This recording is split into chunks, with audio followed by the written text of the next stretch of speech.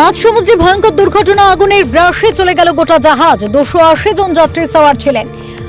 রবিবার ইন্দোনেশিয়ার উত্তরের সুলাওয়েসি প্রদেশে ঘটনা ঘটেছে। মাঝ সমুদ্রে বিধ্বংসী আগুন, পুড়ে ছাই আস্ত জাহাজ। প্রাণে বাঁচতে উত্তাল সমুদ্রে ঝাঁপ দিলেন যাত্রীরা।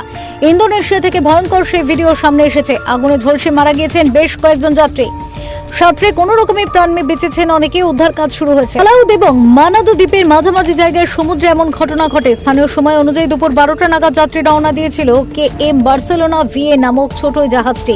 জাহাজে সওয়ার ছিলেন 280 জন যাত্রী। এখনো পর্যন্ত 3 জনের মৃত্যুর খবর মিলেছে। যারা সমুদ্রে ঝাঁপ দিয়েছিলেন তাদের মধ্যে 150 জনকে উদ্ধার করেছে অন্য একটি জাহাজ।